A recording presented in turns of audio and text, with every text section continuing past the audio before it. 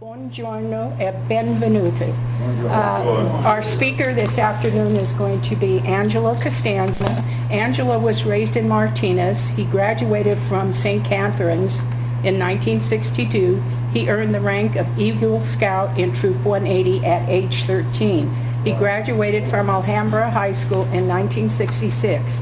Angelo received an AA degree, Associate Arts degree, from Diablo Valley College in 1968. He received an AB from University of California at Berkeley in 1970.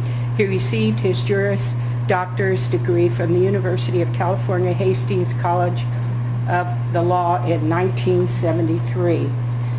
From 1995 to the present time, Angelo has had a solo law practice on Ferry Street in Martinez.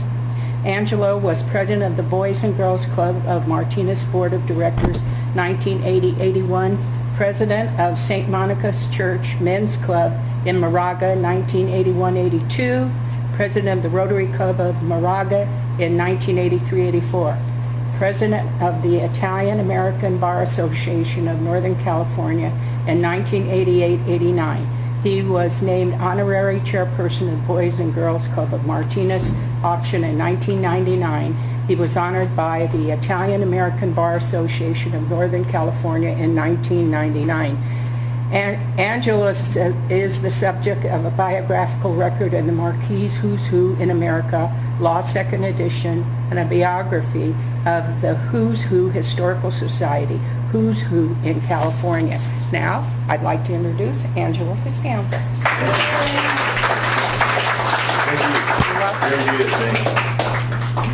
Angelo, what do you do in your spare time? I play sports. Bocce ball, softball, golf, and walking and jogging down at the marina.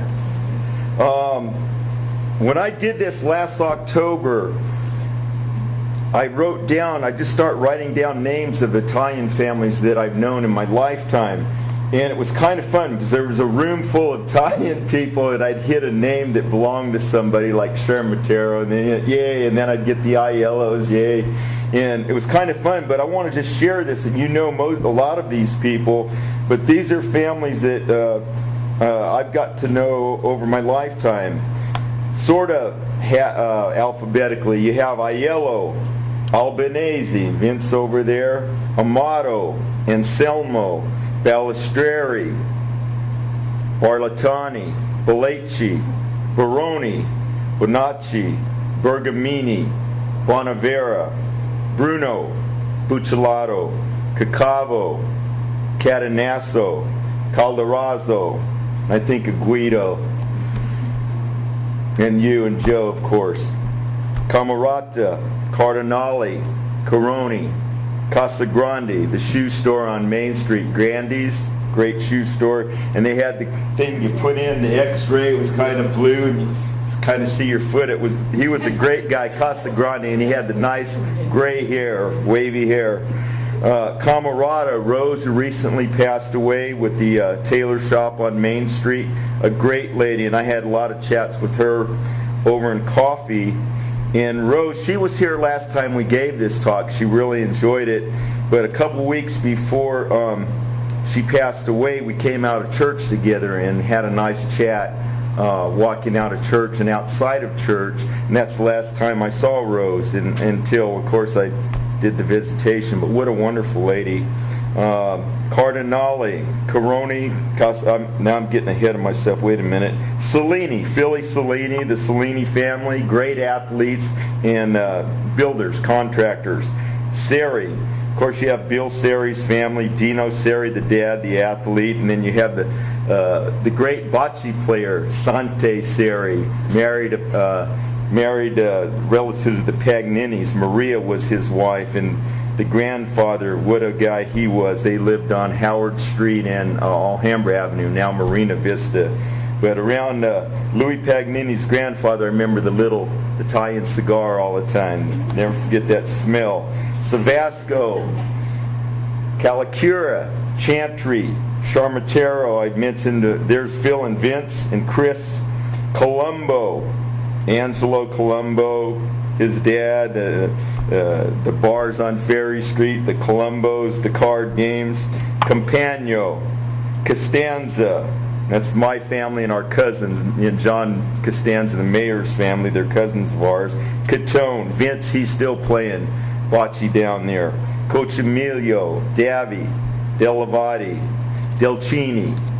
Louis Delcini had the disposal company, and there's a slide of Louis's dad, John Delcini's grandfather. You'll see it later on playing bocce in the 1920s off Brookside in Martinez.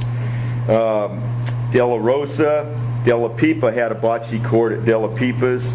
De Betta, you all remember Frankie De Betta, the College Lane. What a fun, wonderful man he was, and his wife.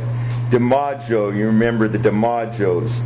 Drago, Vince Drago was a chef at our club, Mitch's club. What a great guy Vince was, and he always had a joke, and he called everybody doctor. And he smoked cigars too.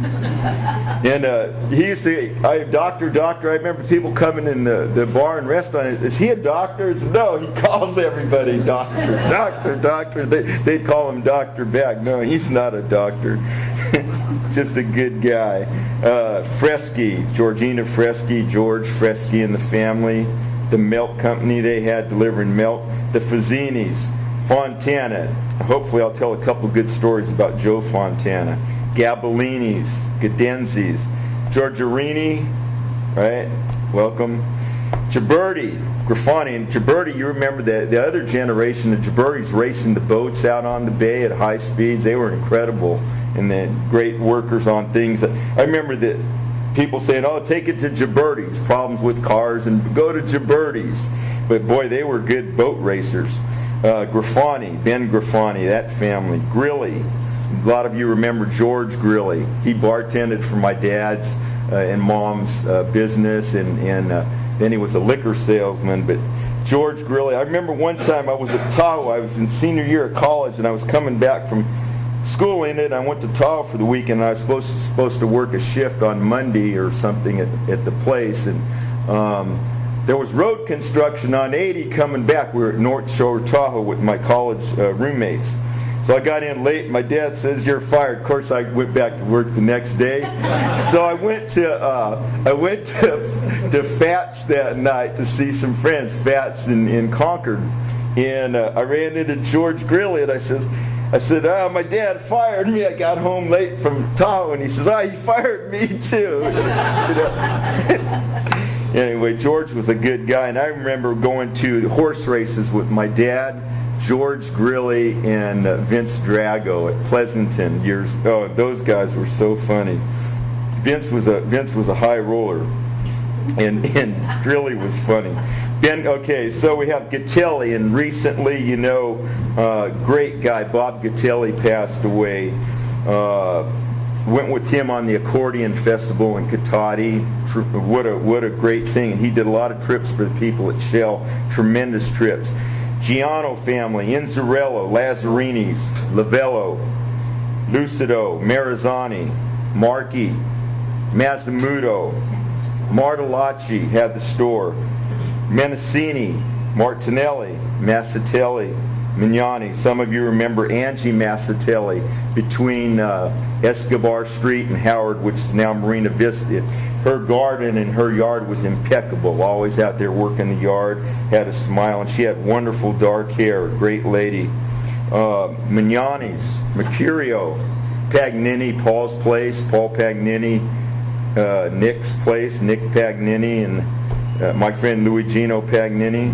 Pardini had the bakery. Pellegrini's, pastry. What a great bakery on Las Hanas. Pacciani, Periani, Pistacchini, and I see Dudley Nisley here. He married into the Pistacchini family. All right, good choices of wives. You did real good. Outstanding. Tremendous. See, he's still smiling after over. She wanted me real bad.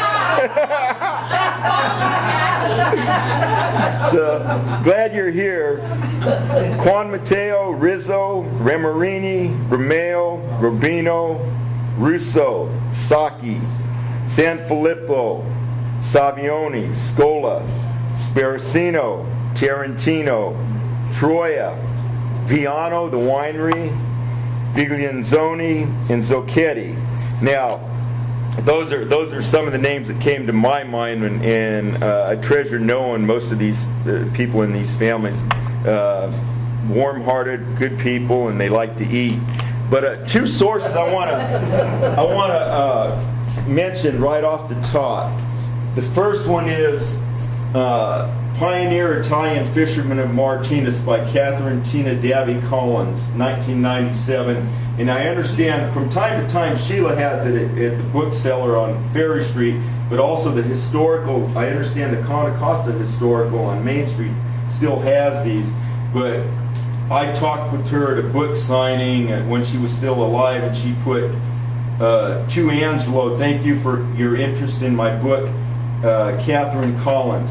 But the thing about this book, it just goes back generations on many of the Italian families, mostly the fishermen and other Martinez Italian families. And what you'll find out is a lot of them are interrelated, but sometimes you have 2-3 brothers married 2-3 sisters, like I'll get to the DiMaggio's and other families, but also how we're all interrelated. So you might be talking to Sciamatero about an Italian family. It turns out it's Sciamatero's cousin. So they can say something about it, but don't you go talk about the other. It turned out it'll be his first cousin or something. So watch out. I really recommend this. It's good. It's fun reading. And then here's the story that I was talking to Judge Peter Spinetta, and they named the family law the court building after him a while back in Martinez, about this talk in the Italian families. And he recommended this book to me, Unto the Sons, Gabe Talese, and it tells a story, and it's typical of our families, Italian families, of making the move from the old country to the new, and then getting started and carrying on here and in the new country, and then finally, making it, and then of course you have the upward mobility in the next generation and the next generation.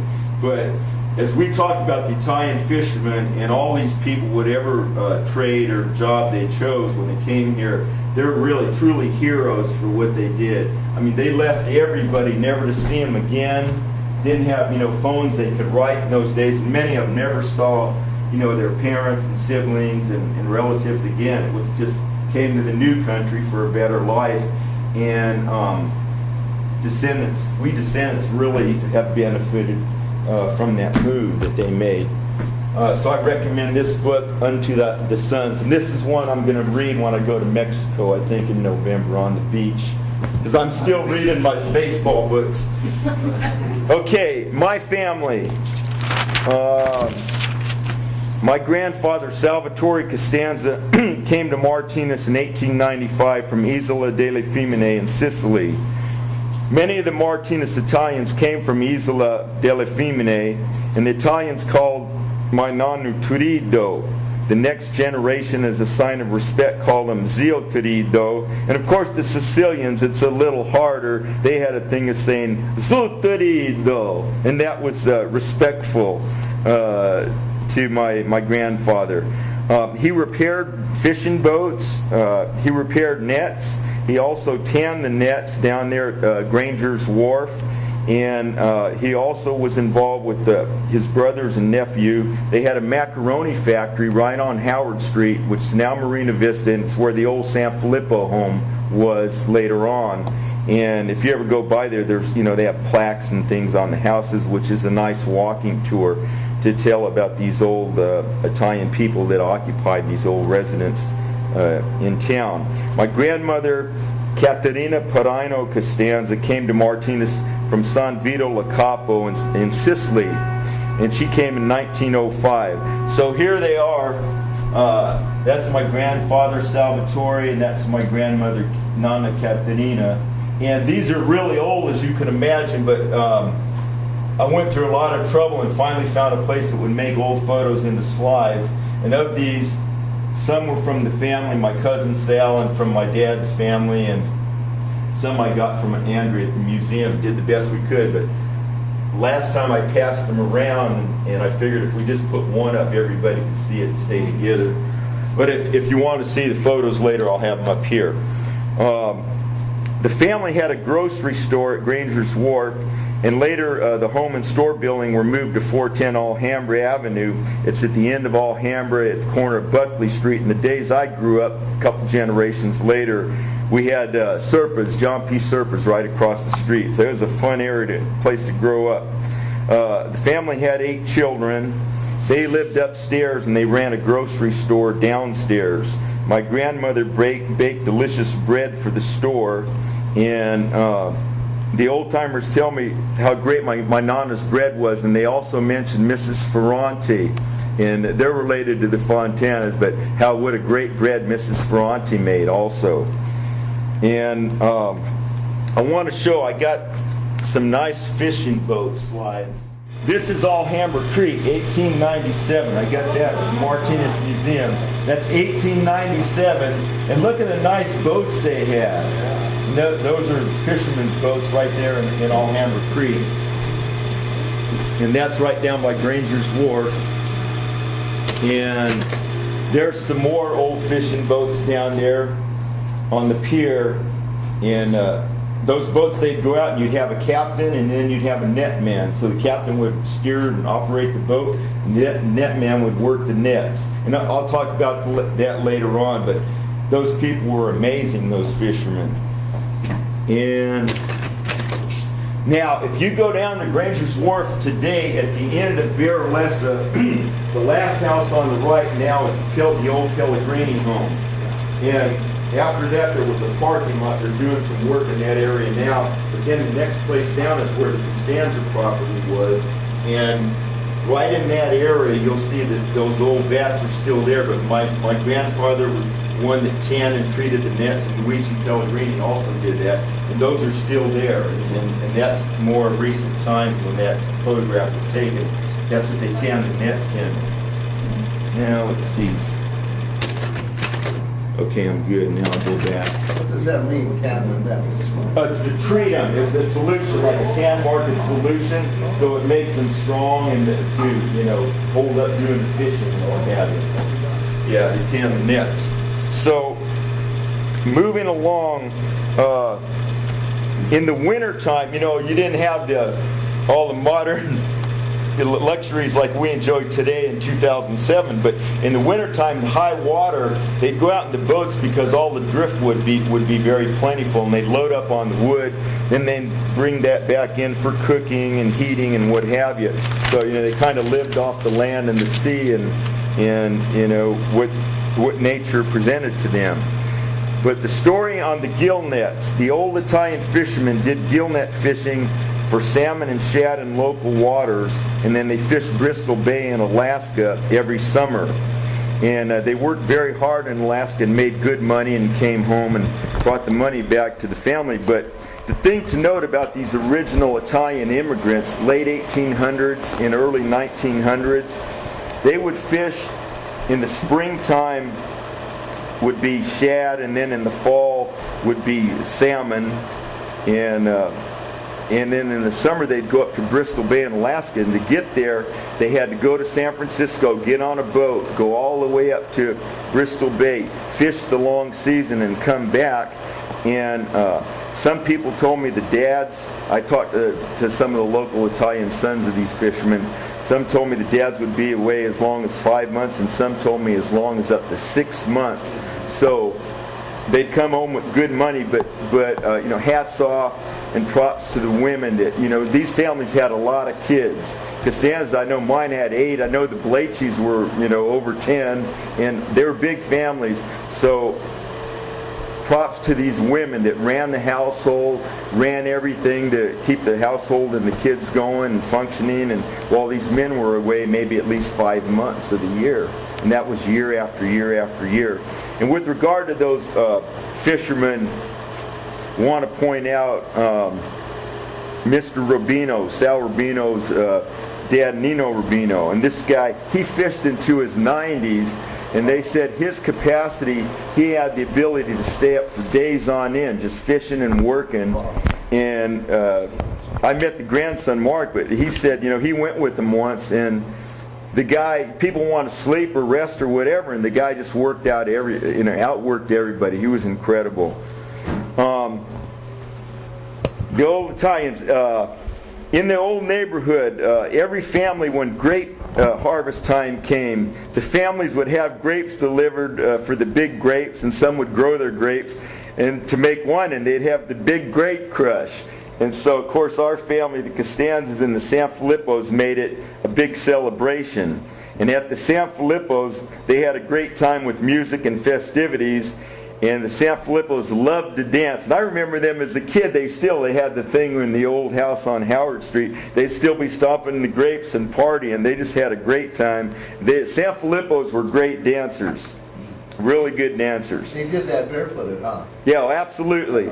And a story on that, just to get off the Constanza a minute, Mr. Sanfilippo was one of the fishermen. I'll come to the plaque. Francisco Sanfilippo, he was one of these fishermen, and then he loved to fish local waters, and even with a rod, and he'd fish down by Sandy Beach, and he's a good fisherman. But enthusiastic guy, and he loved talking to everybody in the neighborhood.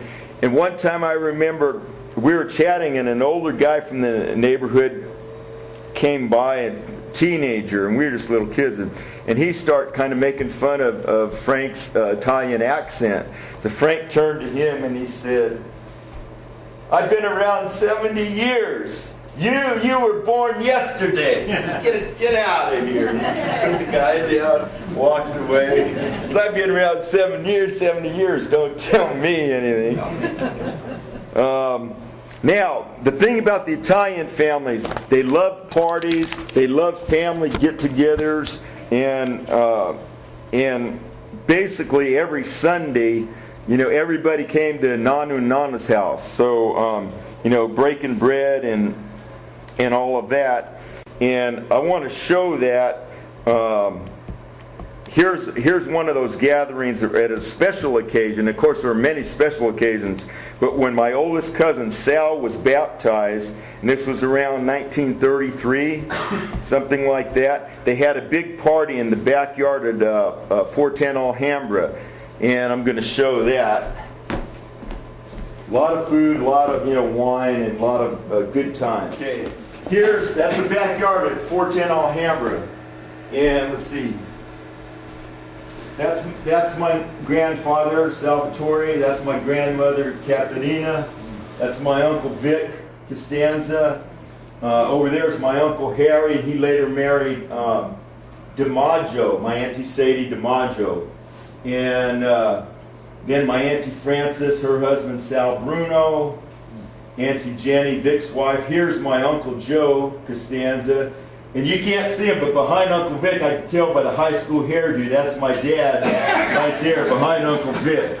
Tell by the hairdo. But you could see the festivity. I mean, they just had a ball, breaking bread and partying and celebrating and being with family. And I remember on my mom's side, for years, of course, by then, my dad's parents were gone. But my grandmother died when I was 2, and I shared a room with her as a little kid. But every Sunday was Nana's house in Pittsburgh. And I remember that Sunday night, because you had Ed Sullivan's show, and then later years was Bonanza, and it was you'd eat and visit, and then you'd watch a little TV.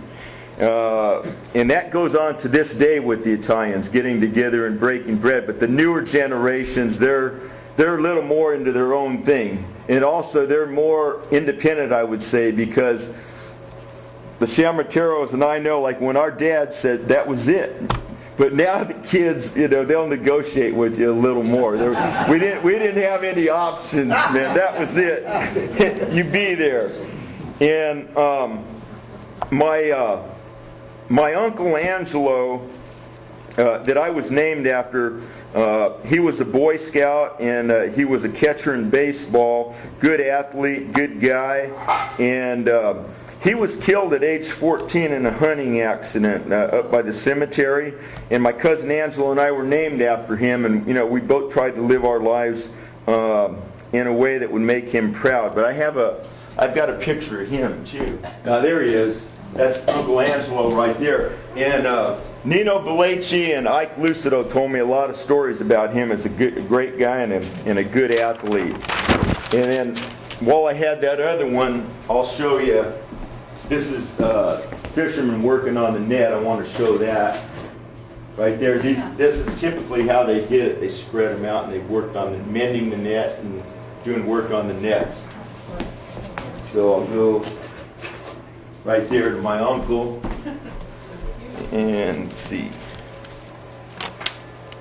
Now, as we go into the future years with the family, I know one thing I want to point out also. My grandparents were good people, very good to other people. They had a store. They were especially good to people during the Great Depression, providing groceries and items to people that needed them. So they were good to people, and people really appreciated that. But a sad chapter for the Italians, also the Japanese Americans, and other groups was during World War II. Many Martinez Italians were not yet United States citizens, were taken away and detained for a while, even though many of them had several children serving in the United States Armed Services. And I remember, like the Pacciani family, gosh, all the boys and the girl, they were all in the service. But it was really a sad chapter when these people were taken away and detained.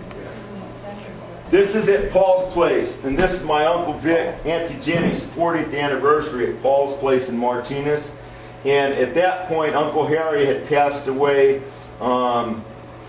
He died in the 50s. He was only about 44 years old. Uncle Harry, he's the one that was married to Auntie Sadie, and she later married Sam Viglenzoni. He worked at the post office in town. But in that picture, this is the 6 remaining Constanzas. You had my dad, Mitch Constanza, Uncle Joe, my Aunt Frances Costanza, Bruno, Vic Costanza, my Uncle Rocco. He's the patriarch of our family. And then you had my Uncle Horace right there. And I remember I was in law school on that and came back. That was a great party, and they always had the great bands that play in the Italian music. All the wedding receptions, the great bands, and they wanted all those great Italian songs that we all love. Accordion players. Oh yeah, the works. Okay, now I'll get into my parents a little bit. My parents, Ann and Mitch Costanza, ran a bar and restaurant for 37 years. 37. Yeah, in 1947 they owned the yacht club where Ferry Street Station is now, on Ferry Street at Escobar. And then some years later they opened up Mitch's Club at 3210 Pacheco Boulevard. And my dad passed away in 1980, and my mom ran it another 4 years, and then she retired. But during those yacht club years, my parents sponsored the yacht club fast pitch softball team. And in the early 50s, my brother Larry and I got to sit in the dugout with that team. They won several city championships, and it was fast pitch. Remember Red Edison pitching? Yeah. And they also won county championships as well in the early 50s. And I'm going to show that. Sam Bellacci was involved in the team. Y'all know Sam worked at the Shell. Okay, you have Carmelo Caroni. My dad, the sponsor, Mitch Costanza. Over here is Mel Caroni. That's Carmelo's son. Jimmy Lavello. A lot of you remember Jimmy. Nino Bellacci. And Nino did a tremendous job. He was director of the Boys Club for years and years and years. Yeah. And he was a heck of a catcher, Nino. But what Nino's thing, in fact, I was just talking to the Sparacino boys, Jimmy and Frank and the Sparacino boys recently at visitation when their mom Maria passed away. And I remember the Sparacino boys with the Boys Club shirts, and they had been out with their dad and they caught all these great bass.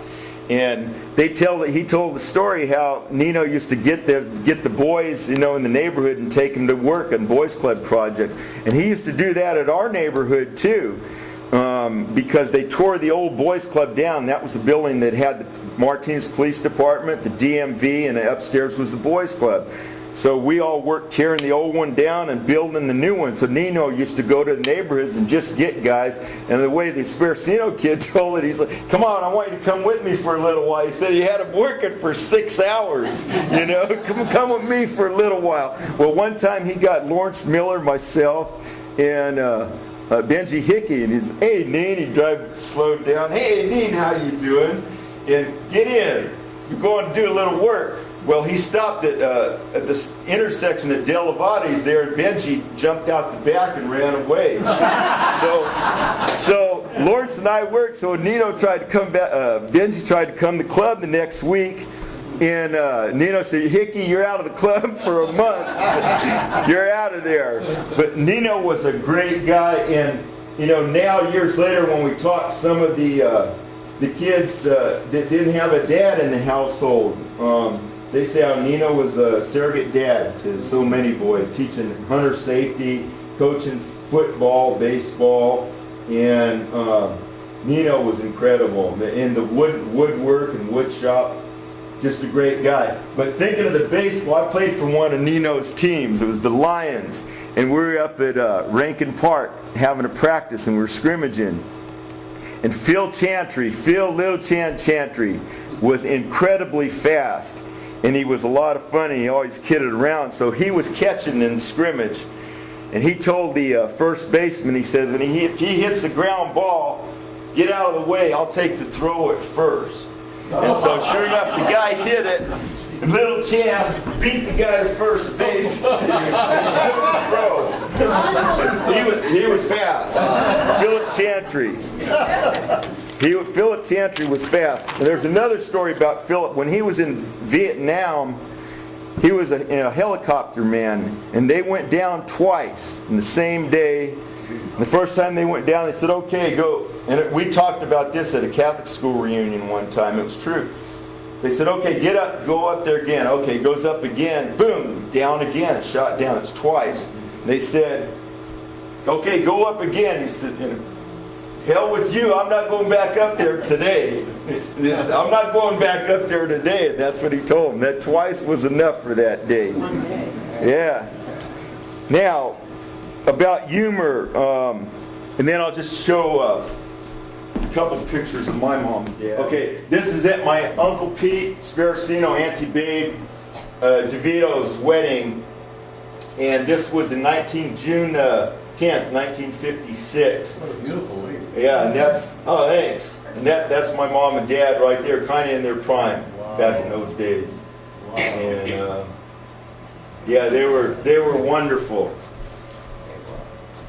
And let's see. And then going a little bit later on with my immediate family. This is a lot of our special events. Like when I graduated from Hastings, we had a party at Caesars. We had a lot of events at Caesars. My mom and dad had their 25th anniversary. Caesars, Van Pal. This is my mom's birthday. So there's my dad, Mitch. There's my son, Mitch. My mom, and then of course me, and then my wife taking the picture. But we loved going to Caesars. What a great dinner house that was. They treated us real good. That was you, one of them? I'm the guy on the right. Wow. Yeah. So young. That was over 30 years ago. I see. Well, no, not over 30. Let's see. My son's 30, so it was about 20. It was over about 27 years ago, probably 26. Angelo, where was Caesars? Caesars on Van Pal in San Francisco, right by Fisherman's Wharf. Okay. There's Bay Street and Powell right on the corner. Okay, yes. And it's still there. It's not quite the same, but it's still very good. Okay. Okay, now, let's see. I'm going to go to Johnny Costanza's family, Sparacino's, and some others in a minute. I just want to wrap up a couple things here. Yeah, I want to show the old neighborhood in the 40s. And I'm talking Alhambra Avenue and Howard Street, and that little power station there on the right. Yeah. You remember that? Yeah. Yeah, I'll show you that.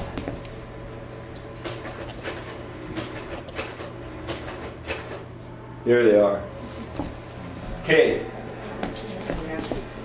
Let's see. Let me get my little sheet. Here we go. Okay.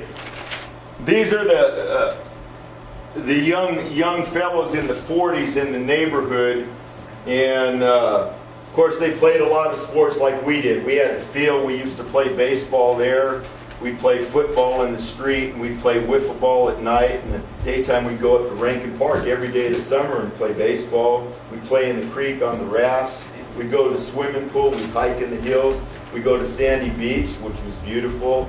And summing up that 15 years of my life, my dad was one that, you hear upward mobility, my dad was one of the last guys to move out of the old neighborhood. He stayed right in the old family home, and I'll tell you, I wouldn't trade that for anywhere in the world, any time in history, man. What a blast.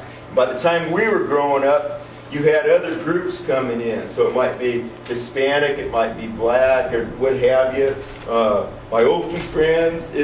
We played sports, and we had a blast, and that neighborhood was tremendous. And in those days, you walk a couple blocks up to Main Street, and Main Street was thriving. Yeah. We used to play in J.C. Penney's. We'd play hide and seek in the J.C. Penney's. And Fred at Cal Fair was great. And Fred and his wife, they were wonderful people. They used to come to our business for dinner. But Fred would often kick Lawrence, Larry, and me out because we'd play in Cal Fair in the store. And he'd say, okay, you guys, you got to leave. And there's two highlights. One was Lawrence and Larry were doing something. We're little kids, 8, 9 years old. Lawrence and Larry were doing something over here, and I'm looking around the store, and they had these new Springos. This is in the 50s, the Springo shoes. So as he's taking Lawrence and Larry to the door, and he'd smile. Fred got a kick out of us. It was a little game. I put the Springos on, and heck, those aisles must have been that high, and we're little kids. And as he's taking them out, they saw my head coming. He said, okay, come on. And they laughed. That was of the Springo shoes. I said, wait, Fred, I might buy them. And his wife was so nice. Okay, I'm going to do this now. You'll know some of these people. My cousin Sal Rocco Constanza, my cousin Sal Curly Constanza over here. Now, you probably don't recognize this thin little fellow on the end over here. That's Bart Bizzio. Oh. Bart Bizzio right there. Wow. Yeah, that's when Bart was thin. Then over here you had Joe Mercurio. Over there you got Aiello. And let's see, there's Bobby Aiello at center, and there's Oski Aiello there. Here you have Dominic Caroni. Over there is Nat Russo. Over here is Tom Fazzini. And the two, I'm not sure, but I'll give you their names. There's an Anthony Campagno in here. And I think that's Campagno back there. I'm not certain. And then they had a non-Italian guy, and that's Bobby Barrett. Bobby Barrett got in there in the 40s somehow. So that's the old neighborhood. And I want to go back and hit a couple more of those softball players real quick, like. That Sandy Beach you refer to.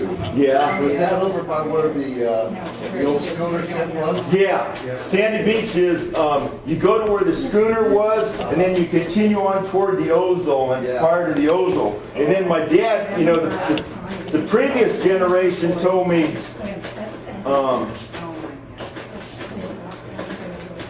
the previous generation also used to go there, and there was a sewer thing came out. My dad told me the story when they used to go swimming down there. They'd come out and they'd ask, "Hey, I have." Now you're okay. Yeah, you got it. And get some of that. But it was a great place. We didn't have that sewer problem in the 50s. But they went and swam. It was a heck of a place.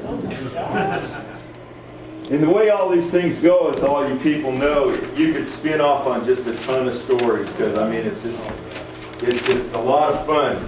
And everybody's played a part in this, everybody that we know. I haven't heard you mention Chucky DiMaggio. No, I'm going to come to that. Oh, okay. Yeah, but continue after Nino, you had Mike Mercurio, And over here is his brother Sal McCure, and they're the cousins with DiMaggio's.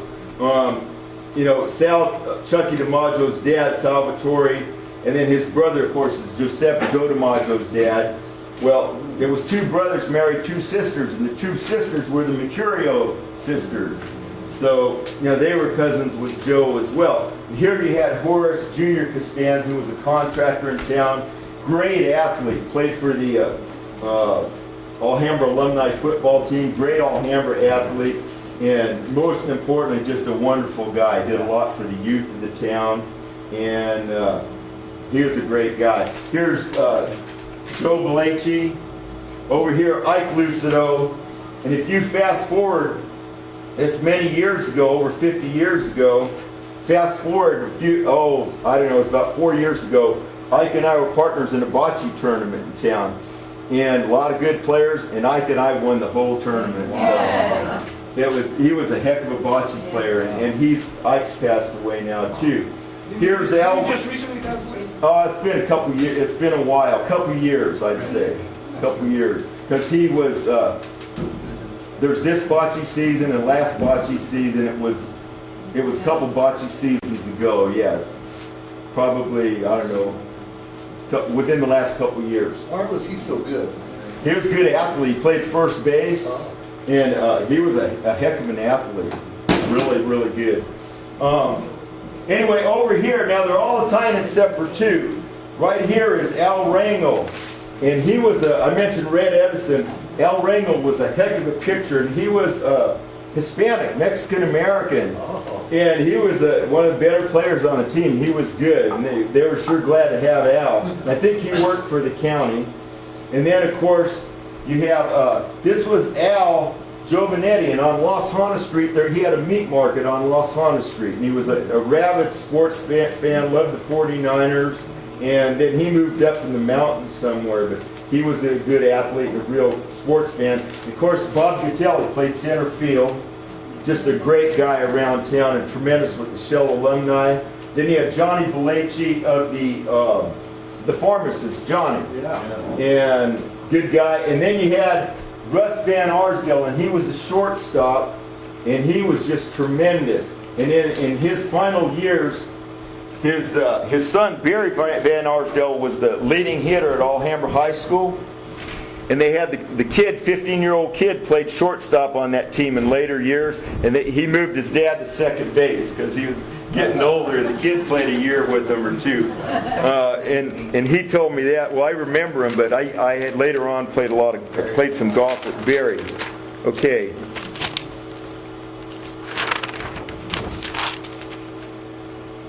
Now we'll go back and forth to these fishermen. This is a good one.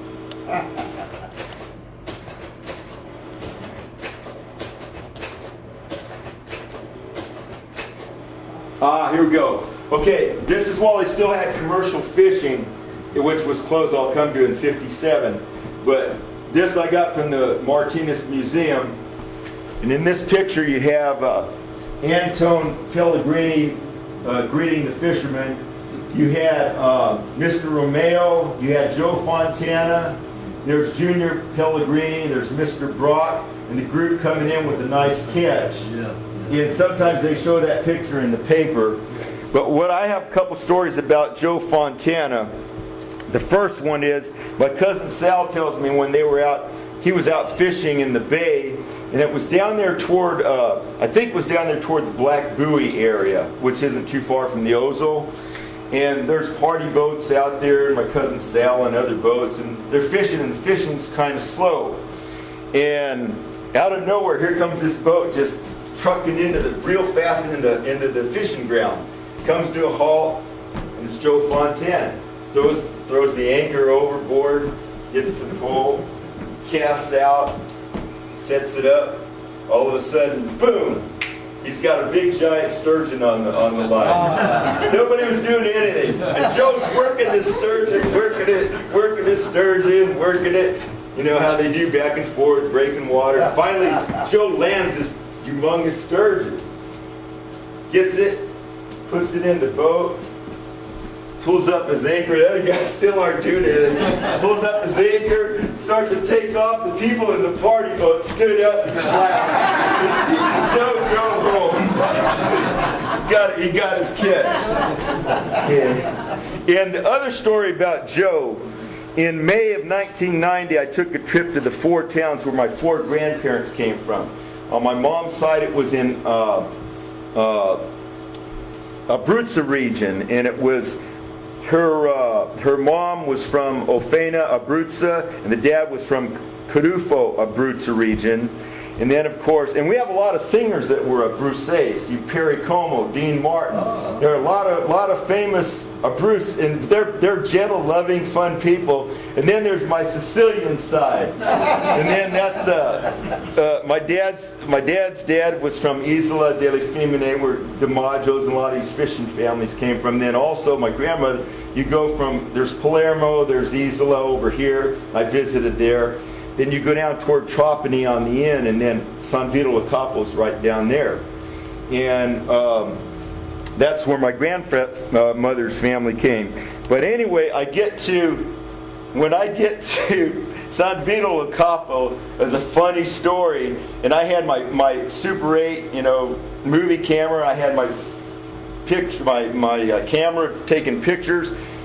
And I stayed, my dad's cousin was a doctor in the town. He passed away young. He was doctor at San Vito lo Capo, worked all the time, and he passed away very young, 71. They came, and his wife was principal of an elementary school at Franca. I stayed with their Francesca Franca. I stayed at her house, and they were right on the square. There's a church, a square. They had a wonderful house there. And they had a dance at the old Hyatt, Del Monte, to raise money for her school. And I went down in law school and participated in that. But anyway, I stayed at Franca's house. And so I'm going to go out and I ask all about the roots and the heritage and all. I'm getting all this information. So I want to go down to the cemetery and see the plots. This will come back into Joe Fontana. So I'm going out and I'm taking pictures and everything. And here's a band going by. And beautiful. They have like these blue pants, and they have nice white shirts, and there's a procession. And it goes all the way from little kids up to folks in their 80s. That's a town band. Geez, this is beautiful. So I'm taking pictures, I'm taking movies, and then, son of a gun, at the end, it was a funeral procession. It's, I'm sorry, lo siento. And so anyway, here's how that story goes, and I'll get to Fontana. So I worked my way to the cemetery, and on the way there was a soccer game, and I saw all these people that looked like relatives. It was incredible. But I stopped, there's a soccer game going on. So I'm watching these soccer kids in their late teens, early 20s, and they're good athletes. But the main guy, far and away, he looked just like my dad as a young man. And I'm looking at him. The guy was tremendous, scoring and defending. And he'd do something, then he'd look at me and I said, yeah, bravo, And so I make it to the cemetery. And as I'm going in there to find the family plot, here's that procession's coming. So now, they hear, so DJ, hello. So I say hello to them. So I find our family, and then as I'm going in, they all have beautiful pictures of the deceased. Beautiful pictures. So I find the Fontana plot, and sure enough, there's a picture. So I come home and I'm talking to Joe. I said, I was over there. I said, I saw the Fontana plot. Yeah, you did, yeah. I said, the guy looked just like you. And he did. He looked just like Joe Fontana. The guy looked just like you, Joe. So that was that. You must have been related. Yeah. Okay, and on these fishermen, they fish. The gill net fishing, as many of you may know, the gill net, what happens is the fish, the salmon, the shad, they go through the net, and then they come back to try to back. They can't back out. They get caught by the gills. Hence, gill net. And they did that from like the late 1800s into the 50s. And I remember going down there with my dad, seeing them unload tremendous amounts of fish. Man, it was incredible. But with regard to that, was a real sad chapter. They finally closed the river in 1957, and what happened was The fishermen and their families and friends fought it year after year after year, long and hard. And I remember them coming around with the petitions to be signed to prevent the closing of the river. But finally in 1957 it was closed. And so then they still had the Alaska fishing, but a lot of them would have to go to work at the refineries or get other jobs or retire because that avenue of income was terminated. But in 1984 they had a big reunion of the old Italian fishermen and their families, and I'll point that out to you. And they dedicated a plaque, and in those days there was a boat as well. They had the old pescatore, the fishing boat, which it dilapidated over the years. Unfortunately, is no longer there. The plaque, monument and plaque are still there, but there's the Joe DiMaggio boat, and that supposedly is going to be restored, right, Phil? Anyway, hopefully that Joe DiMaggio boat will be restored, because it would be a real shame to lose that one as well. You have Aiello. There's a whole bunch of Aiellos. You have Antonio Aiello, Francesco Aiello, Giuseppe Aiello, Mercurio Aiello, Vincenzo Aiello, Peter Amato, Giuseppe Balistreri.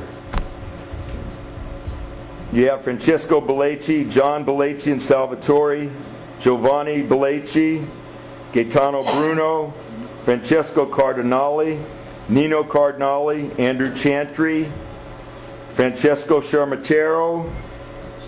Sound familiar there, guys? Yeah. Salvatore Campagno, Salvatore R. He got his props. Rocco Costanza and family, those are our cousins. Peter Davy, Giuseppe DiMaggio, Nino DiMaggio, Salvatore DiMaggio, Vincenzo DiMaggio, Salvatore Drago, Gaetano Fazzini, Horace Ferranti, Giuseppe Ferranti, Peter Ferranti, Giuseppe Fontana, Tony Franchi, Salvatore Galli, Paul Giamona, Pietro Giano, Vincenzo Labello, Giuseppe La Cavoli, Agostino Lucido, and that's Ike's dad. And I remember him in the 50s, he'd have a wheelbarrow, and he'd go from his house, he'd come down by our neighborhood and go down to the marina and get the boat and go out fishing. And he had the motor, he had all the fishing gear in the wheelbarrow. And then he'd go, and he'd have thick glasses. Then we'd be playing all day, then late in the day he'd be coming back, and he'd have his fish, going back home. Let's see. Francesco Lucido, Frank Paul Lucido, that's my cousin Angelo's grandfather on his mother's side. Then you have G. Lucido, Nino Lucido, Pepe Lucido, Pietro Lucido, Vincenzo Lucido, Marizani family, I'll talk about them in a while. Francesco Marchi, Dominic and Sal Mercurio, Paul Pagnini, Luigi Pellegrini, Natale Pesamenti, Fred Juan Mateo, Vince Romeo family. Also, a lot of old-timers call him Romeo. Nino Rubino, I talked about Nino, the old fisherman. Antonio Russo, Natale Russo, and his son Nat told me that his dad was gone almost 6 months every year up to Alaska. Francesco Sanfilippo, told you about Frank. Mario Savioni, Jim Scola, Giuseppe Tarantino, Pietro Troia, and Nick Vitale. So wanted to mention them, and you can't see it too well, but that's the plaque that they honored those folks with. Now, other families, the Pellegrini family. Luigi Pellegrini, he bought fish from the fishermen and sold the fish to the fish companies. And he also sold fish to people driving all around the county and all around the area selling fish. He also tanned nets, as I mentioned, and his son Antone and Junior Pellegrini were fishermen. And his grandsons, Anthony Pellegrini, was a great Alhambra football player and coached youth sports. He coached boys club flag football. He coached boys club baseball. He coached St. Catherine's CYO baseball. He coached Pop Warner in town. And Anthony was just a super guy, fun guy. And I have a story about Anthony. I played flag football for Anthony, and his offenses were incredible because Anthony coached the alumni team for football in the later days, later in the 50s and into the 60s. He was the alumni team coach.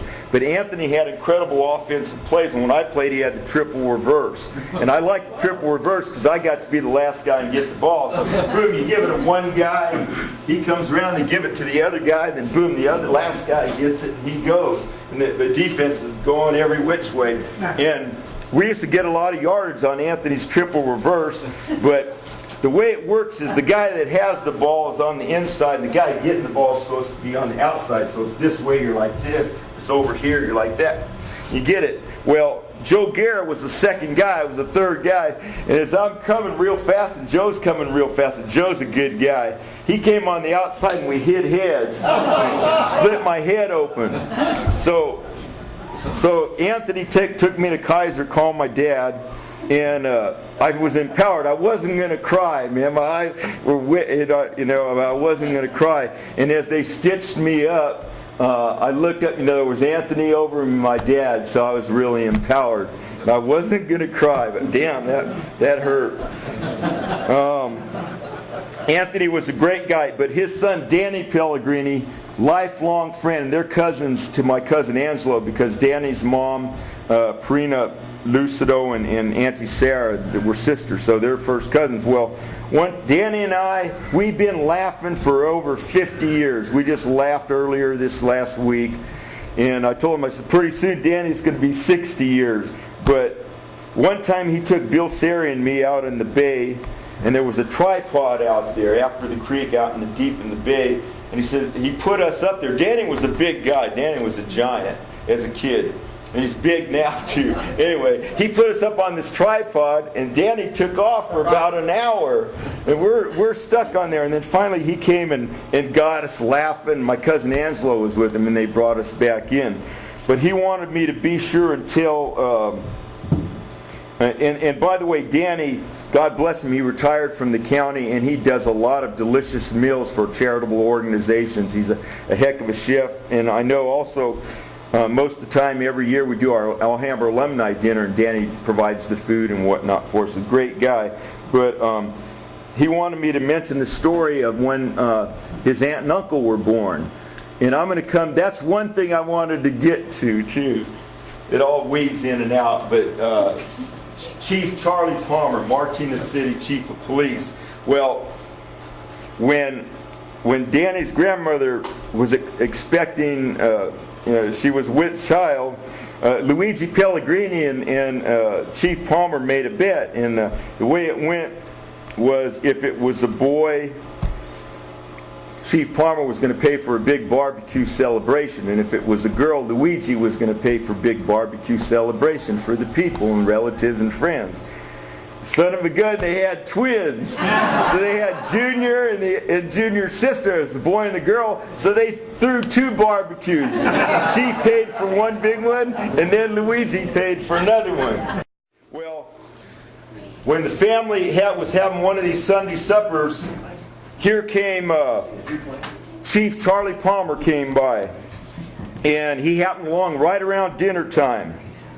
And so they said, come, Manja, join us. So Charlie Palmer joined them for dinner, and he must have liked the food very much, because every Sunday after that, around dinner time, here's old Charlie Palmer would show up at the Constanza house. Manja, come. Oh, okay. But if you see that picture of him on the old map that they did of Italian fishermen and families, the museum did it years ago. There's a gathering at the Marizani boarding house.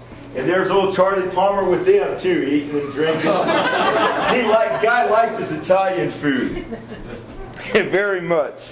Now the thing I recall about Danny's Luigi Pellegrini and his wife, I remember as a kid, and the man was a fairly tall man, bald-headed, and right outside the house he'd always sit in the chair, and he'd sit there for hours.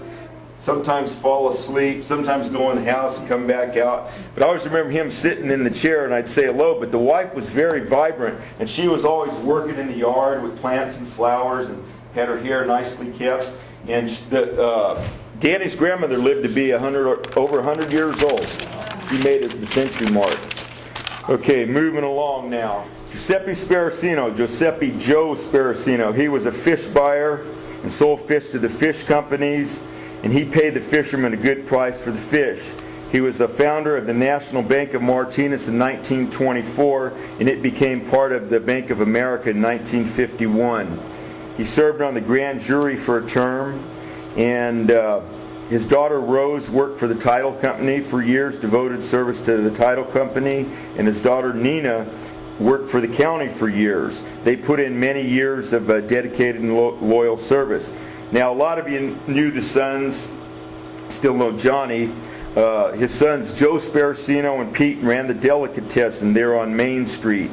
In the delicatessen, Joe worked the butcher shop there at the deli, and Pete the deli. And they also did catering for years. The sons Nunzio and John had Sparacino's menswear in Martinez, right by Middleton and Markey's place there. Had nice clothing. Their son Frank, who was a good athlete at Alhambra, and he worked in the deli there for a while as well. But on Christmas Day, 1944, he was killed in the Battle of the Bulge, 1944 Christmas Day. And the story with that, right next to him was a man who survived that battle, and he vowed right that day that if he went home alive, he was going to become a priest, and he did. And he's kind of like the adopted brother to the Sparacino family. And then fast forward, he performs like he's performed weddings and special events for the family, and he did in fact become a priest. Giuseppe also was a 50-year member of the Golden Gate Speranza Lodge number 30, Free and Accepted Masons, and this was an Italian chapter in the Masonic Lodge. Now, John Sparacino was the second mayor of Martinez, and he was the first elected mayor. Before that, the council would rotate chairs and appoint the mayor, but Johnny was the first elected mayor, and I'll come to that family in a minute. But the first Italian-American mayor of Martinez, that was John Constanza. And then the third one just left was Mike Menacini. He was also mayor of Martinez. Now, the thing about Johnny Sparacino, he was always available for everybody, anybody and everybody. When he was mayor, his door was always open, and he was there for the people. So I think he's one of the greatest, certainly that we had in my lifetime. He was there for the people. He's still like that too. Yeah, he's a good guy. Now I'll get to Rocco Costanza's family. These are our cousins. This does come to an end too, by the way. Okay, the five brothers to open cannery, and then here's Johnny Costanza, and that's Colleen Inzarella's dad. There's Johnny right there. You may recall Johnny had that raspy voice, and he's the first Italian-American mayor of Martinez. And then there he is along with his brothers. But their dad, Rocco Costanza, came to the area from Italy, and he was a commercial fisherman. And he also had stores in Martinez and Crockett. And what he did, he was here for a while fishing, and then he went back to Italy and stayed a while. Then boom, he came back to Martinez to stay. But John and his brothers, they owned the Martinez Food Cannery in Martinez, which was wonderful because I remember as a kid, you could see all the women and the folks going to the cannery to work. That place provided a lot of jobs for the citizens in and around Martinez, a lot of jobs. And knowing the seasons, you could always tell when they were doing canning tomatoes because it smelled like tomato soup all over the town. And then you'd be craving tomato soup or you'd get tired of it, one or the other. And they also canned peaches and asparagus, and in the early days they canned a lot of fish, of course. And the thing I liked about Johnny, he's a real regular guy, but he always used to visit my dad at our business at Mitch's Club. And as a little kid, I loved to hear Johnny and my dad talking because they were both, enthusiastic Italian guys. And it was fun to they just had a lot of life. I love listening to those two talk all the time. And Johnny's daughter Colleen's a wonderful lady, and she later on for years was a clerk when you filed papers at the courthouse. And I'd go there and they'd say, hey, go take care of your cousin. They'd tell him, Colleen. Colleen just was so helpful to everybody at that courthouse. So this was a very enterprising, successful family, the Constanza brothers. And Horace, of course, I talked about, the athlete, that's his family. Now, okay, here you go. Salvatore DiMaggio. That's Chucky's dad. Well, there was Salvatore, and of course he married the Mercurio, and his brother was Joe's dad and all that. But his sons, he had a son, Dominic, who was the fastest runner in Alhambra High School in the 30s. In fact, he could have gone to USC and run track, but he had to quit high school and go to work before he even finished high school. The family needed him to work. But Dominic was a wonderful man. I had a lot of talks with Dominic in later years, my Auntie Sadie's brother. And he told, when he used to play ball with my dad was a pitcher, and Dominic was fast. And he said to calm him down and relax him before a game, he'd say, don't worry, Mitch. They hit anything around center field anywhere, I'll run and catch it. Don't worry about it. I'll catch everything. Don't worry about it. And then I used to talk to his brother Mike, and Mike was a fisherman. And Mike DiMaggio, who Joe DiMaggio entrusted the boat, which is now, the DiMaggio boat, to watch over down at the marina. And Mike used to tell me stories when they played. There was like semi-pro baseball, the refinery teams and all that. Well, he played with my dad, and he said sometimes there'd be real long games, and he said on a weekend, he said your dad would be pitching, and he said while we're up hitting, your dad would be nodding off in the dugout. Must have had a late night the night before, Anyway, he said then 3 outs, he said, Mitch, wake up. You got to go back out and pitch. Wake up. But those DiMaggio brothers were great. And my Auntie Sadie, what an enthusiastic lady she was. I mean, just a wonderful lady. And she died at about 58 years old. And she was just a sweet, sweet lady. Okay, my Joe DiMaggio story. So when I was little, about 7, 8 years old, I woke up one morning, and at our house we had fig trees, and we had peach trees, a peach tree, a fig tree here, over here. We had the tomatoes, the zucchini, and the garden. And I woke up and I look out the window, and there's Chucky and Joe DiMaggio, and they're picking figs with my mom. I was like, wow! So instead of going out and saying hello, I got to go tell my friends, because you share it with all your friends. So I run down the neighborhood and I get the Millers, Lawrence, Tippy, and Prentice. And then I get Joe Ballesteri, and I go over and get Vince Aiello. I said, Joe DiMaggio's at my house. Come on, let's go over there. Nah, he says, you're lying, Ants. He's not. Yeah, Joe DiMaggio. So we get a few more guys, and we hustle back to the house. And I look, and my mom's coming in the house from the back. There's a driveway, the trees, and the back door. I said, Mom, where's Joe? She said, he just left. You're lying, Ed. He wasn't in your house. True story. I should have just gone out and let those guys slide. All right, now, I want to talk about the Marizani family. And I mentioned about Charlie Palmer, but basically they had a boarding house, and quite a guy, Gino Marizani, tremendous hunter, tremendous shooter, tremendous fisherman, and he worked for years at the courtyard. He was a mechanic for the city courtyard. And I had a lot of fun with Gino because 2 summers, I worked 2 summer years for the Public Works. And when you see them in the summertime, they oil, and there's somebody in a hot truck putting the asphalt. I was the guy in the truck. They do the oil. I was the guy in the truck putting and my boots would just be smoking. But anyway, Gino was we did good work. We took a lot of pride down there, and they were fun guys to work with, those people with the city. But anyway, Gino, we used to go visit them all the time, and he'd come and have coffee and breakfast with my mom and dad at our house.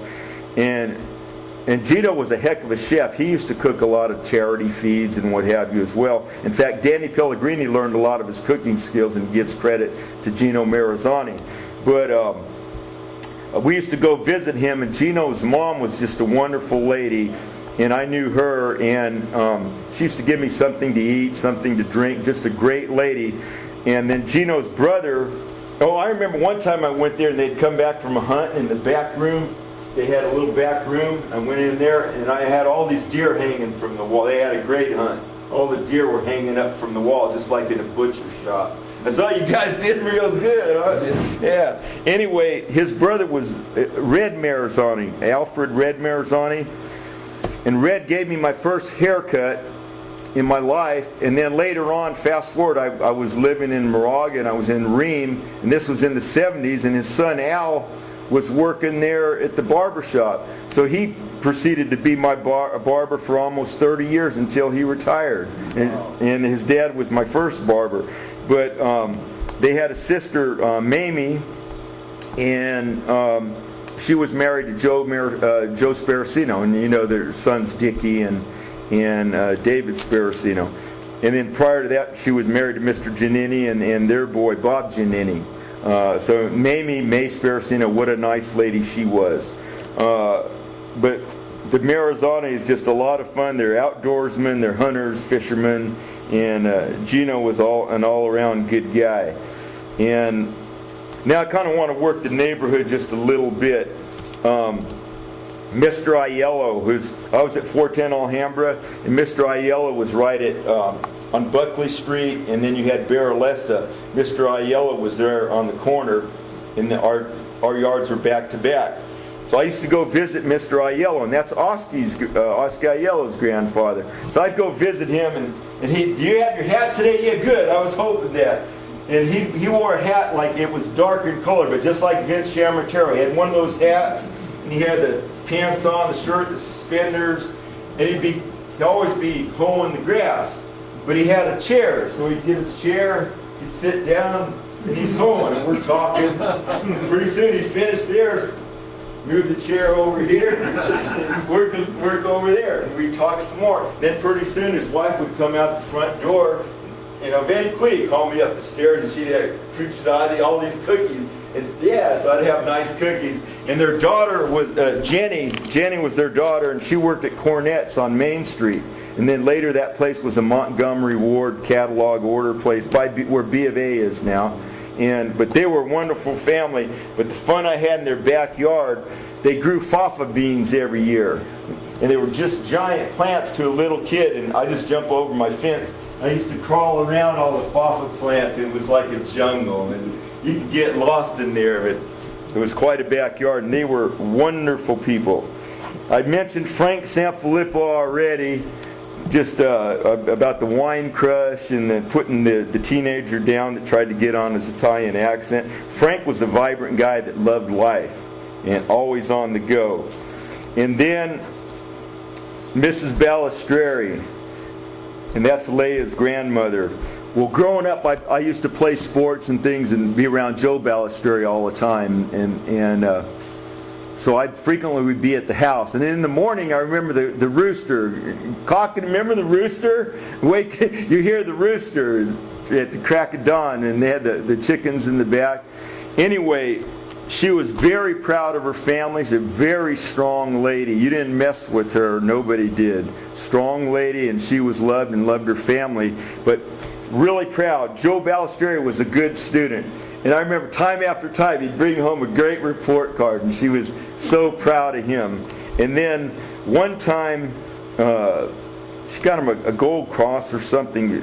She had this gold cross, and she said, how much you think that cost? I said, $4? I have a little kid. I don't afford. She says, $40. And she was proud of that gift, of that gold cross that she made. But I really enjoyed Pepe and Mario, and they brought the brothers. They brought the vegetables to Mitch's Club. And Mario was just a fun-loving, happy-go-lucky, wonderful, wonderful man. Always was happy to see him. Very joyful occasions all the time. And gosh, man, just a wonderful man that loved his family and just love, you could say it, love and fun about Mario. But Pepe, I used to take walks down by the marina, and frequently I ran into him, and we'd talk, and he'd tell me stories about, you know, their generation and my dad and that group, and he told how they used to love to go to Sweet's Ballroom and all the ballrooms for the dancing in the old days, and they had the top-notch bands would be there, you know, Harry James, Benny Goodman. And he told me stories about when they used to go to the dances, and also in Crockett they had dances. But he was a real good man too. The Ballesteros, hard workers, just a loving family, and they're just a tribute to the Italian Americans. They work hard, and you know the new generations continue to work hard. Georgina Freschi, and that's George Freschi's mom. She lived 2 doors down from me, and I used to visit her all the time. And her hair was just beautiful. She went to church all the time, beautiful gray hair, nicely kept. And she was an enthusiastic, fun woman. But I remember in the 50s, her sons, Johnny Freschi and George Freschi, had a dairy business. And they would deliver milk products, milk, chocolate milk, ice cream, butter, what have you, dairy products right to your house. And I remember they had the bottles in those days. And they take the old bottle and they leave the new bottle for you. And what I liked about the Freschis, they had ice cream, and they'd get this delicious ice cream. And in those days, it was kept with dry ice. So I used to like to get the dry ice and put it in a cup of water and see how it did, bubble and everything. So that was a lot of fun, but don't touch it because it could burn you. You had to get something to get it with. But the thing about George, and he passed away this last year, George, just a tremendous inspiration to the next generation. I mean, the guy couldn't do enough for anybody or any group, the church, the sports, the alumni. He served as a councilman in Martinez. And I would say just a tremendous role model to the next generation. Can I give you a short story about George? Go. When he was my insurance man, my kids threw a ball through my windshield. So I told George, I said, go down, have it taken care of, send me the bill. A week later, they did the same damn thing. And George says, I think you ought to find yourself another place to park that car. That's good thinking. That's a good suggestion. Okay, the Italian restaurants in town. I talked about Mitch's Club, but you had Paul's Place, Paul Pagnini. Paul Pagnini, just you go in there to eat, just the consummate host. I mean, he was just outstanding host. In fact, they wanted him at Alfred's and some of the leading restaurants in the city, Alfred's 886. They wanted him going partners and go in the city. But, Paul stuck with Martinez, but he was a tremendous host and a great guy. And I remember one time they did something about the midnight parking, or it was a movie, right? And they filmed at Paul's Place part of it, and he had a little bit part where he's going to the garbage or something and does something. It was really, really cute. And I says, did you get anything for that? And he says, I got $1 and I had to sign off on my rights, for you got $1 for being in it. But Paul was a good guy, and I served on the Boys Club and Girls Club board with Paul for many years. What a guy. And he lived to a ripe old age. Then you had Nick Pagnini, had Nick's Place, and that was right there on Escobar where the Moose Club is now. Then you had Dominic's Seafood, and that was right next to Amato's. Ballesteros are related to the Amatos because Pete Amato's sister, was Tarantino, and she lived across from the Moose Club there on Escobar, and a lot of her kids were born right in the house, right across the street from the Moose Club. But Dominic's Seafood was really good, and the Catholics in those days, you couldn't eat meat on Friday, so a lot of people went to Dominic's for Friday night seafood. And then fast forward in later years, Donnie and his wife Stacy had Snack Shack right off Ward Street and Ferry there, and they were famous because they had the great little abalone sandwiches. Now Donnie, I see him at 7:30 church all the time, and Donnie's the candy man. He comes to our row most of the time. our pew and hands out these little lifesavers. So Donnie came before communion, and he gave Mike Fontana and me, the lady over here, passed the whole pew the lifesavers. He's the candy man. Donnie's, all those Ballesteros are fun people. And they're related to your family, aren't they? Distant. Yeah. The relationship is with the Amatos and Mrs. Tarrantino. Yeah. That's the Just close. great family. And then, of course, you had Amatos, and they had, if you went in there, they had the heads, all the deer and all the game were all over the place. And Pete Amato and his wife Mary, great lady, she was a DiMaggio. And then their sons, Vince and Jackie Amato, and then the daughters Catherine, now she's Lucido, and of course Marie Goodman. But they put on charity golf tournaments for the boys club and did things like that. But the thing about Amatos in the old days, they used to serve lunch, and like the townspeople from the city people and the county and business people, they'd go down to Amatos. In those days when people would eat lunch and have a couple drinks and all that, man, I couldn't do that. I'd fall asleep or something. But in those days, I guess a lot of business was conducted right there at Amatos. In those old days, they had really good lunches. But wonderful family, and my brother Larry and I are great friends with Pete's grandson Jackie, and of course we were great friends with his grandson that passed on, Peter Goodman. Now, I'm glad the Chamarteros are here. I want to talk about Joe Chamartero. And he had empanadas, and he had the steamed hot dogs. Remember on Los Hanas Street? Tremendous food.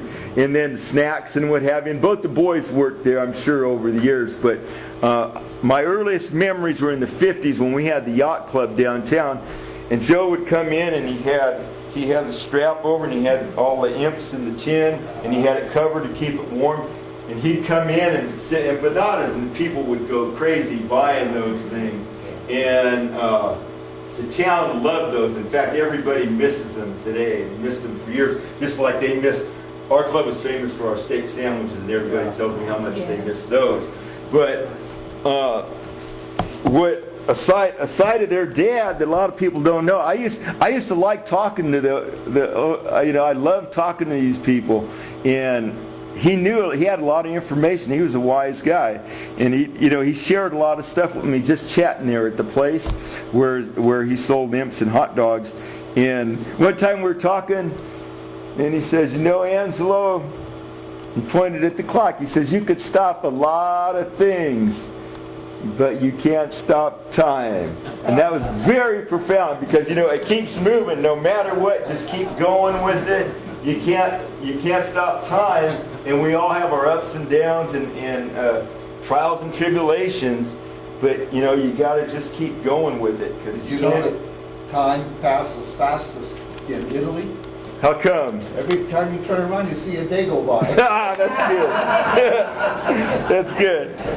But anyway, that's good. But his children, they're Philip and Vince. They're my buddy Vince Aiello's cousin, and the daughter Christine. And there's Marianne, Betty also. And what I remember about them was fun, and they used to come down to the neighborhood with see Vince, and of course the grandfather was on the corner there, right? Howard and Baralessa, Francesco. And the Chamarteros are fun. They're just a lot of fun. And we had some pasta over at Chris's within the last year, and boy, they're good cooks too. So my props to the Chamartero family. And then of course, are you guys related to Shammy that had the pizza place? Yeah, Shammy. And Sham was a great guy. Now, I want to mention Martellacci's store. They had a grocery store on Main Street in Castro there across from Sparacino's, where Giovanni's is now. Great store, and a meat market run by the Calicura brothers in the back. And of course there was Frank, who was a pilot, a hero during the war, and he had a plane with a name, I think, that referred to Martinez. And And then Billy, who was a great musician, tremendous musician. Scared of Martinez. Yeah, that was his plane. And it was a great story. Well, I was blessed. I moved back home. I'm a neighbor of Dudley's, Nisley, in 2001, and Larry was across the street still, and he was there when I was growing up. I moved there when I was 15 to 510 Flora, and a lot of funny stories with Larry, but one that I really chuckled about. The place next door was a smaller home, and Larry's on this corner, we're across the street, and then a smaller home, Les Harper's old home. Yeah. And they were selling it, they were asking like, $500,000, for it. And eventually it didn't sell, they leased it. But so Larry and I were talking, he says, how much they want for that place? And I says, $500,000. He says, $500,000, and Larry's got a bigger place than that. He looked at me, he says, I'll sell this son of a gun. I'll sell this son of a gun, $500,000. But Larry Martinez was just a super great guy and a great neighbor. And people still, when I'm out in the yard, because he's an inspiration, message with him, do that yard work and you live in your 90s maybe. Larry always worked in the yard. It was impeccable. And in the fall, when the leaves would fall off the tree, I think it was you, Dudley, or maybe it was Frank Bray, Mr. Bray, said, he'll catch the leaf before it hits the ground. Impeccable. And He'd rake up the whole street. The whole street. In front of your house. Yeah, so then sometimes I'd go get his side to pay him back. In fact, now I still do that. I got you, Larry. I got you covered. In other areas in town, Cardinale Fish Market, and that was right on the corner of Escobar and Alhambra. And the old timers remember the crab pot would be out there. Mr. Cardinale had the crabs, and I'd go with my mom and get the crabs for Cipino. And we're almost finished, by the way, Cipino and cracked crab. And then also, even if you wanted to go fishing, they even sold sardines and fish bait at Cardinale's. And Andy Cardinale ran it, but he was an uncle to Nancy Fadden, who became a county supervisor.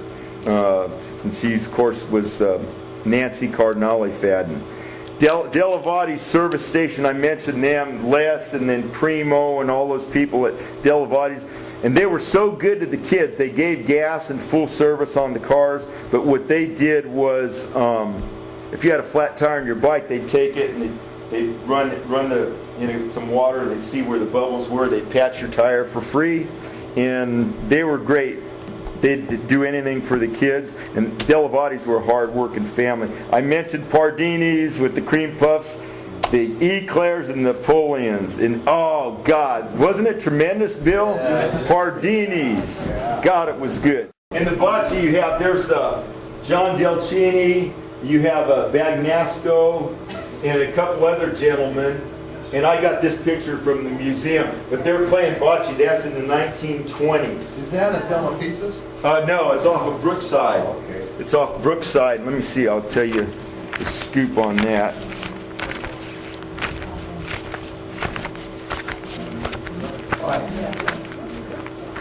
Here we go. Here we go. You have you got Silvio Bagnasco, John Delcini, Dominic Campagnoli, and Vic Chiesa, 1929 bocce court near Alhambra Way, near Brookside. So there they are. And what amazes me, look how nicely dressed they are. He's got the shirt, the hat, the tie.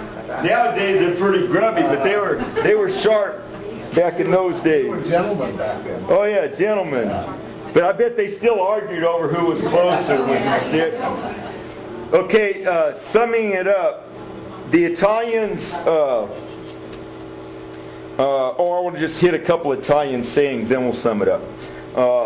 It seems to me, both in Italian or in English, the Italians have sayings that soothe anything, and it'll help you to cope, it'll help you to carry on, and it'll help you to move forward, like the clock. You can't stop time. And Italians just have things, my mom just had a whole bunch of them, but here's a couple I enjoyed. Something happens, they would say, it's one of those things. One of those things. What are you going to do? What are you going to do? One of those things. And The other one, they would say, those things happen. Remember this one? Yeah. Oh, I'm going to show. Yeah, I remember. The other thing they'd say was, those things happen. And another one, you go to a wake and they would say, you're here today and gone tomorrow. You know, but just a bunch of them, and they're very soothing, help you cope and help you carry on. And then when you go fishing and don't catch anything, or you don't win or whatever, and they'd say, well, what'd you get? And coming in, boats coming in, what'd you get? Stugats and apricots. Stugats, nothing. Didn't get a thing. And one thing I want to share about my dad, he had a lot of funny stuff to say. And one of my favorites, when I graduated high school, he got me a 1966 Ford LTD, a new car, to go to college with and what have you. But he delighted in telling people the story. And he had always had an audience at the bar and restaurant, so he delighted people telling. He says, I got Angelo a new car for graduation. And he says, when I graduated, my dad gave me a wheelbarrow and said, go to work. Go to work. I don't think his dad did that. That was typical.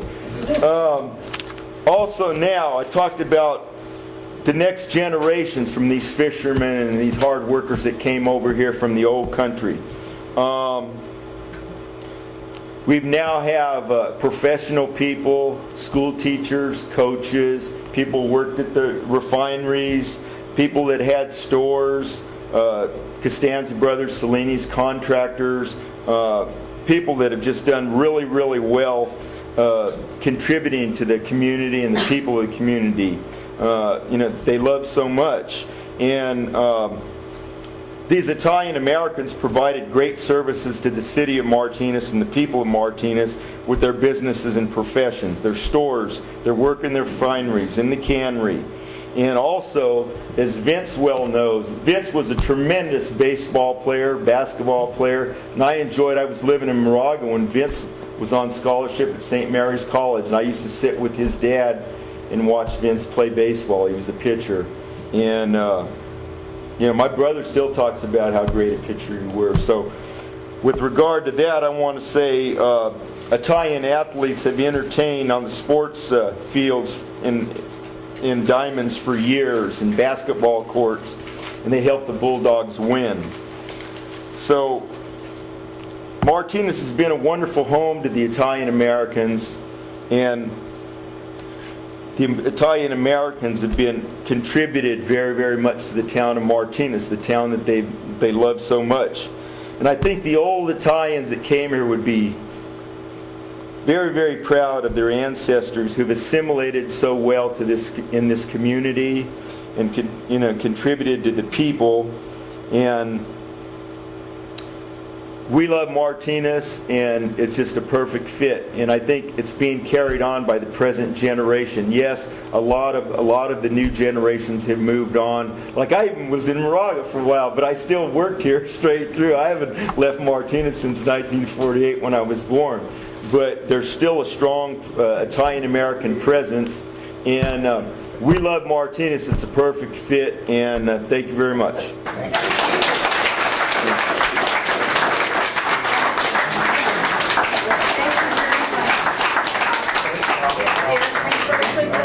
If you would like to have refreshments. Thanks.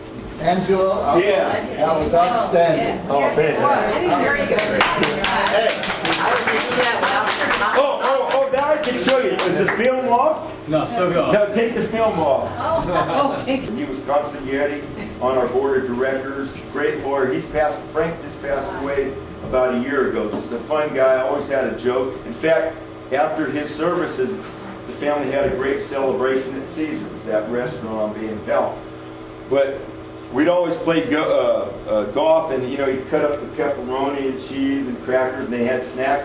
And his straight man, their comedy team, was Gennaro Jared Ingenito, who was a priest in Rome, and then he fell in love with the nun, and they got married. He became a lawyer, lived in Marin County, retired in Florida. They spent the summer upstate New York where they started.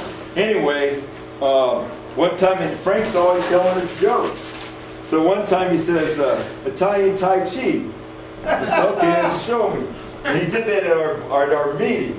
Let's see if I can do it. Let me see. Uno. Okay, I can do it. Okay, Italian Tai Chi. We're not on, are we? No. Okay, Italian Tai Chi, right?